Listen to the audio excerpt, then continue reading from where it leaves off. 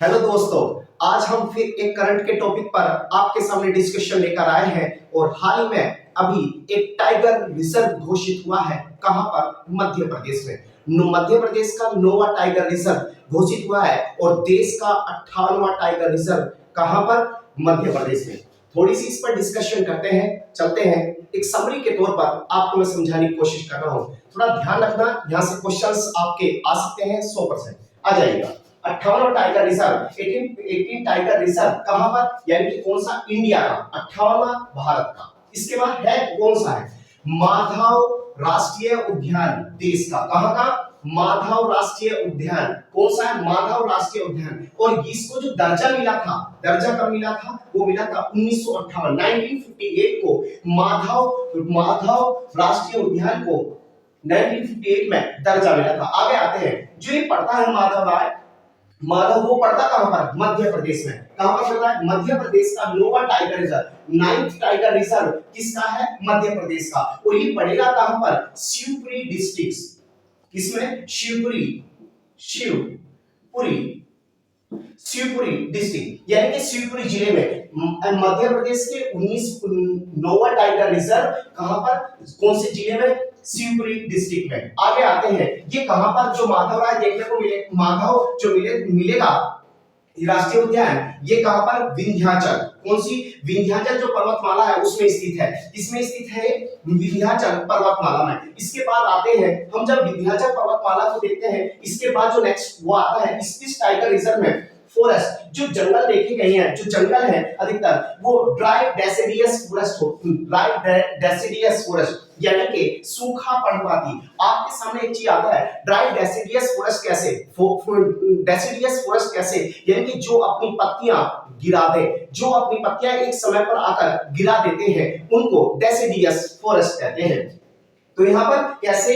यानी कि dry deciduous forest मिलेंगे। इसके बाद यहाँ पर देख सकते हैं जो टेम्परेचर है, इसमें टेम्परेचर कितना मिल सकता है? यानी कि गर्मी के टाइम पर, यानी कि समर में आपको क्या है 45 डिग्री सेंटीग्रेड और विंटर में 5 डिग्री सेंटीग्रेड के आसपास। ठीक है। इसके बाद यहाँ पर जो पक्षी की प्रजाति है, पक्षियों की प्रजातियां बहुत ज्यादा है। कितनी? 200 से अधिक, लगभग 200 से अधिक, 200 से अधिक पक्षियों की प्रजातियां पाई जाती है। इंपोर्टेंट है, यानी कि पक्षियों की प्रजाति 200 से अधिक। यहाँ पर जो लेक है, ये लेक को थोड़ा सा वेरी इंपोर्टेंट याद रखना।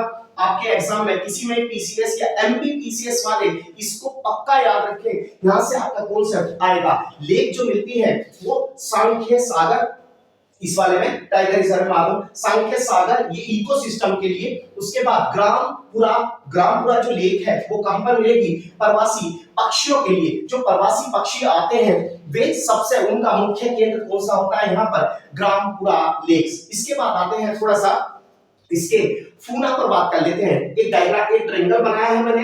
यहाँ वन्य जीव जो मिलते हैं वो कौन कौन से, इनको थोड़ा रट लीजिएगा। एमपी वाले जरूर रख लें, अदर स्टेट वाले कुछ चीजें याद रखें।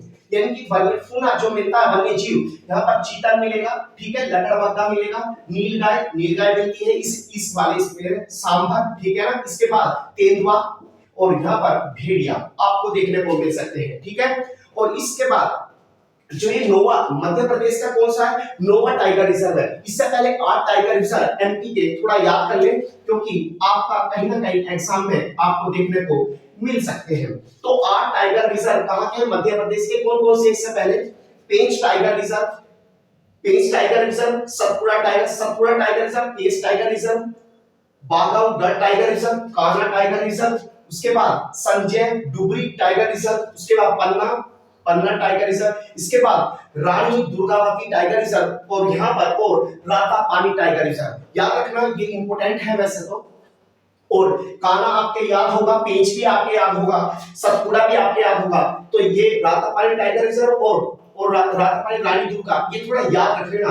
और बाघागढ़, ठीक है ना, ये भी याद रख लेना क्योंकि पुराने कितने हैं? यानी कि 8 को मैंने एक्सप्लेन कर दिया। और एमपी का जो नोवा बना है वो कौन सा है? यानी कि माधव राष्ट्रीय उद्यान, ठीक है ना, ये बना है टाइगर रिजर्व। और ये कहां, यानी कि किस श्रृंखला पर है? विंध्याचल पर्वत, यानी कि विंध्याचल माउंटेन रेंज में ये आपको मिलेगा। एमपी का नोवा और भारत का यदि देखें तो 58वां 58 टाइगर रिजर्व घोषित किया गया है और इसको यानी कि दर्जा कब मिला था 1958 में। ये आपकी छोटी समरी मैंने आपके सामने रखी है और इसको अपना पढ़ते रहिएगा, रिवीजन करते रहिएगा, मेहनत करते रहिएगा और आगे एक नए छोटे से और टॉपिक्स पर आपके सामने मैं पेश होता रहूंगा।